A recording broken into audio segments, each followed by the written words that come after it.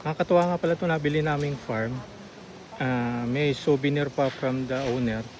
So ito yung souvenir na nakuha namin. American title siya. So issued siya noong 1921 dito sa Cabinti, Laguna. Laki, no? Yun, no? So 105 years old na siya. So nakakatuwa at naitago pa to ni Tatay Nick.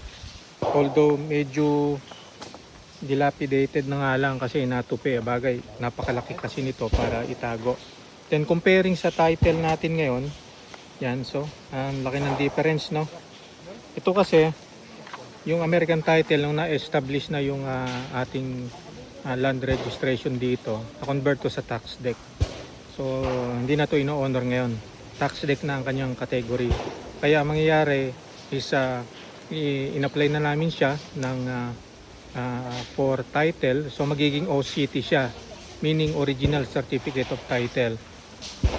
So yun, kung sakaling bibili kayo ng farm at tax deck lang or kahit title na, try nyong iyas kung mahilig kayo sa mga oldies but goodies na ganito. Baka na itago pa nung owner yung original title or American title niya. So yun lang, see ya!